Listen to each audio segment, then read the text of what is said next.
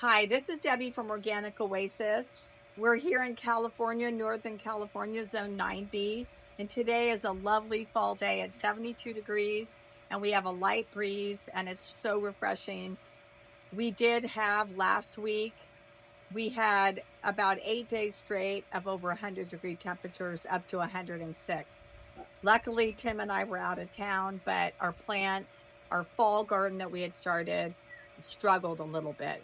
And my previous video about the celery, luckily it survived. I did start a few other plants that are now starting to sprout, and today I'm out really starting to try to get my fall garden seeds planted. So I wanted to show you how I plant my fall seeds and some of the tips and tricks that I use to have a successful fall garden. Thanks for watching. So one of the things you're going to notice that Tim and I use in our garden is tulle, and especially in the fall, because a lot of our greens that we like to plant in the fall, the cabbage looper worm loves them to lay their eggs on them, and you get little green worms. It's not fun to be eating a nice crisp lettuce, a salad, and find a little worm in it. So I'm really phobic. That has happened to me. So I cover my lettuce, and when I do plant lettuce and some of my other plants that the cabbage looper likes to lay its eggs, some of those are the brassicas. Broccoli is a big one, cabbage, and also lettuce. There's several others, but mostly for me, I've had trouble with the cabbage and the brassica, broccoli, and my lettuce. So also they can get on spinach as well. But anyway, I try all my fall plants. I do try to cover.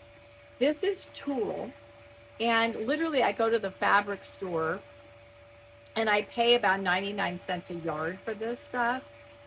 And it's just a fabric, you know, I think they make ballet tutus out of this and things like that. I just buy like maybe 4 or 5 yards of this once a year, and I cut it to the size I want, and I just drape it around my plants. It works pretty well. You can go on Amazon and actually buy one that's made for gardens, and it would have a sun screen built into it, so it might last a little bit longer. But usually when I use this, it's cheap, inexpensive, easy to work with. I can just tie it. I don't even really have to clip it, and it will last maybe 2 to 3 seasons. Eventually it starts to fray and I will throw it away, but it pretty much lasts. For me, it's lasted 3 years, 4 years. So I do use a lot of this. It also comes in different colors, so you can choose the color you want. This somebody gave me, it's blue, it's perfectly fine. The other thing that I've mentioned that we use a lot is these baskets. I bought these at the dollar store. They're garbage cans. They come in white and black, but again, I can plant my seeds, flip this down, use a landscape pin on each side to clip it. And basically it can keep things like, if you have problems with mice, rats, raccoons, you know, all of the little critters that come in and want to eat your brand new baby greens growing, this helps.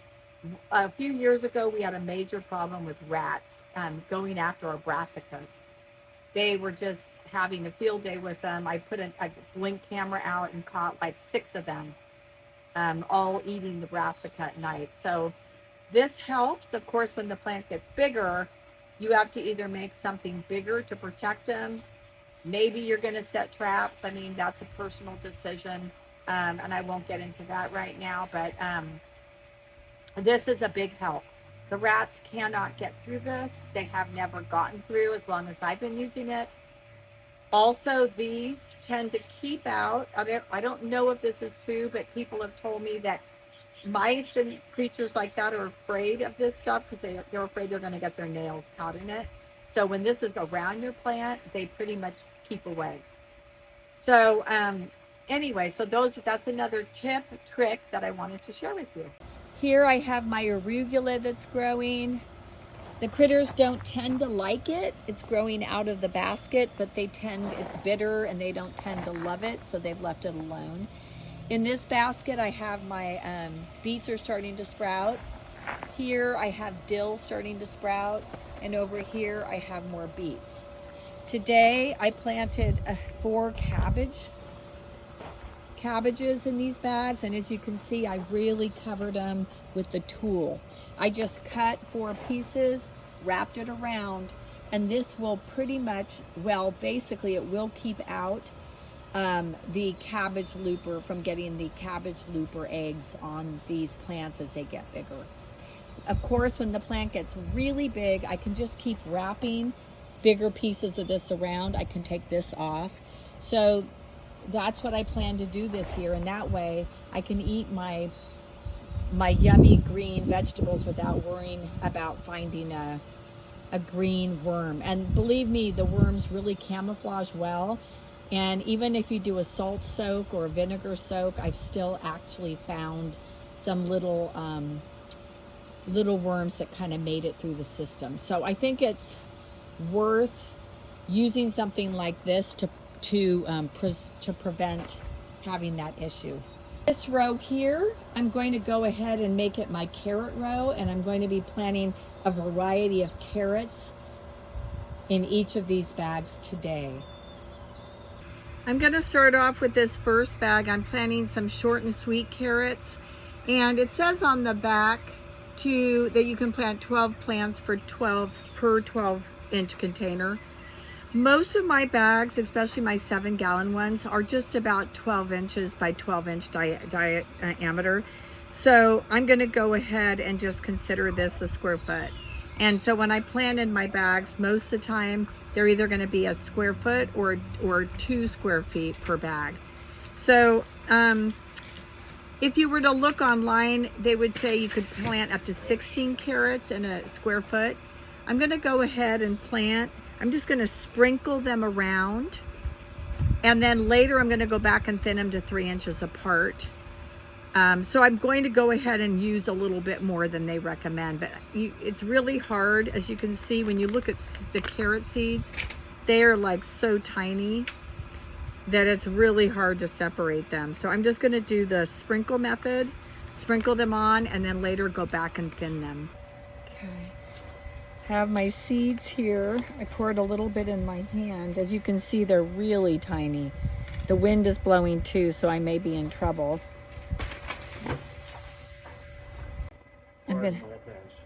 I'm gonna go ahead and just sprinkle these here like this.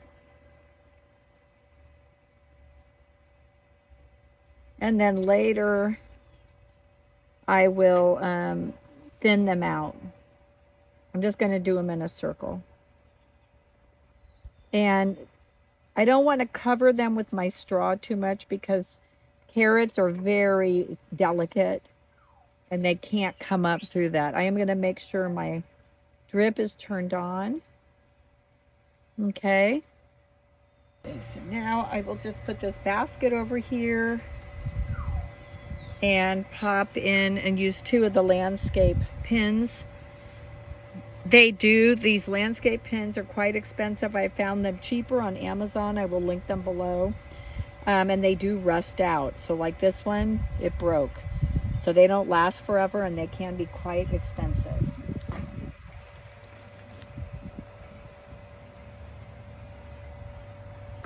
My carrot row is all planted up, covered up, and we'll be watching it to see when it sprouts and how it does. So I finished planting the carrots, and now I'm moving on to planting some kale. I'm only planting 3 kale plants. We don't use it a lot, mainly just in smoothies. But kale is about 128 days to harvest, and we only have about 28 days until we're supposed to get our first frost here in Northern California, Zone 9B. Now, our first frost, there's a 50% chance we get it in November, at the end of November, and 80% chance by December, like 13th. So chances are the kale will not have fully grown when we get our first frost, but kale is very frost resistant. It can actually take frost down to 24 degrees.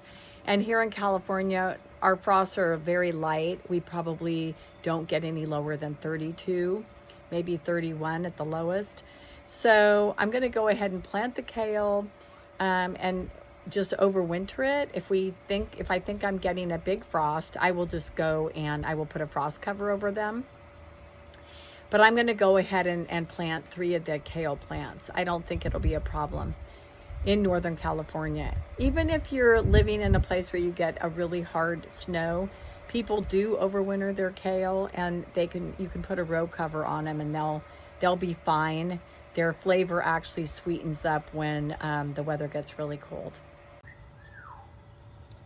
So in this bag, I'm going to plant the dinosaur kale, and I'm only going to plant just 1 in the middle of this bag. This bag is a 7-gallon bag, grow bag, and 1 will do fine in here. I'm going to plant, maybe you can see the seeds are small. I'm going to put a couple right here, and I will thin it out. Just pat it down a little bit.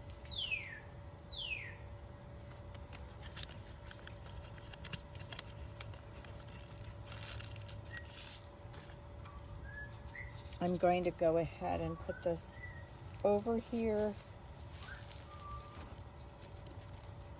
And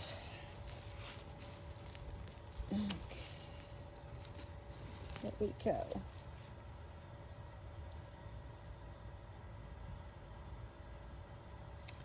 On this bag over here, I will be planting some, I don't know if you can see that, blue Scotch kale.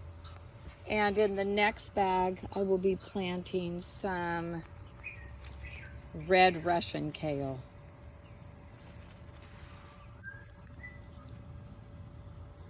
Today's been my fall planting day. So far I got 4 cabbages planted, a row of carrots planted, and 3 kale plants planted.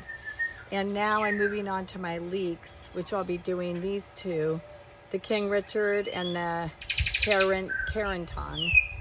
And again, the leeks are sort of like the kale, where they take 75 days to be ready to harvest.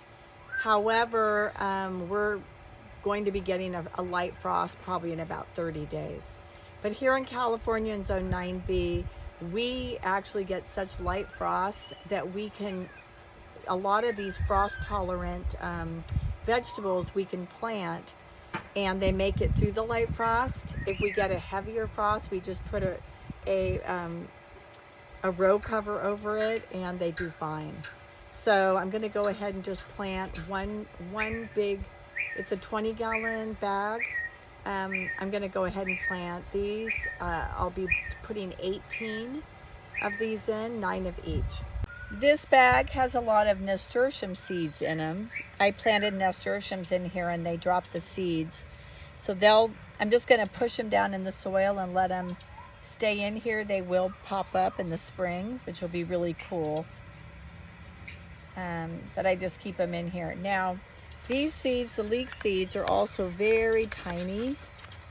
So I'm going to, even though I just want 9 of each of these, I'm probably going to end up getting more, because I could do this.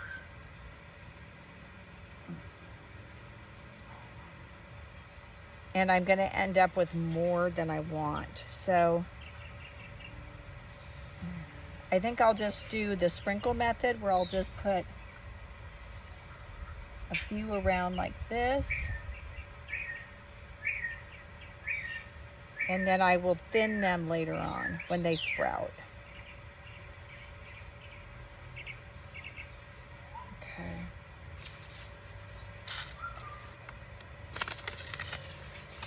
I'm excited to have leeks.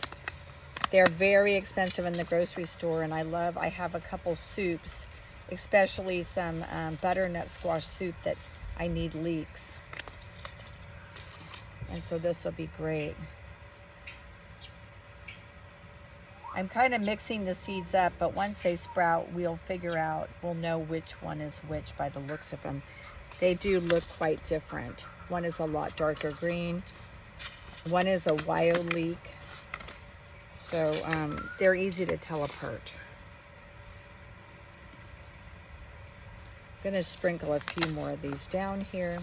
As you notice, I'm not fertilizing and I'm not watering or doing much of anything here. That's because the soil, we just had a light rain. The soil is already damp.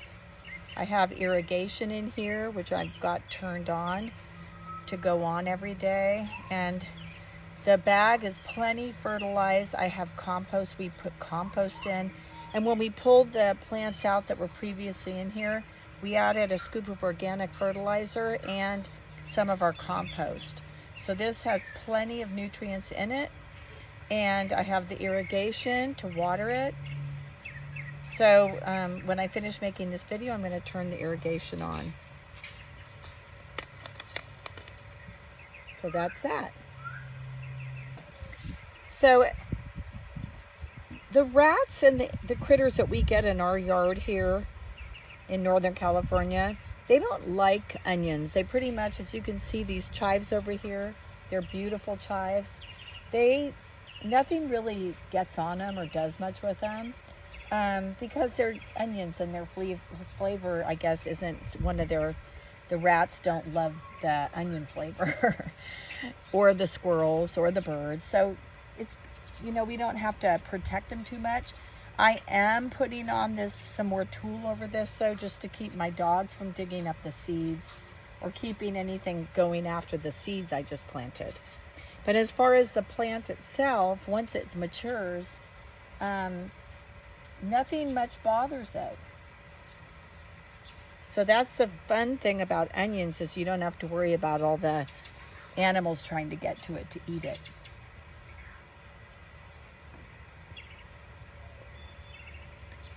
So today I feel great. I actually got some fall planting done, finally. I'm really excited and I can't wait to watch the seeds sprout and then watch them grow up to be mature plants and harvest them and make delicious recipes out of them. I hope you are following along with me. I hope you subscribe to this channel, Organic Oasis, and I hope you buy yourself a bag or you make space in your garden and you buy some seeds and you plant along with me, and let's follow along together and plant seeds and harvest them, and it should be really fun. And I think you will be really, really pleased with what you can grow. Even if you're not in this zone, most of the fall plants that I'm planting can actually overwinter. And so I think that you could be successful even if you do get a little bit more frost and snow than we do here in California. Thanks for watching. Please subscribe so that we can continue our journey together. Thank you.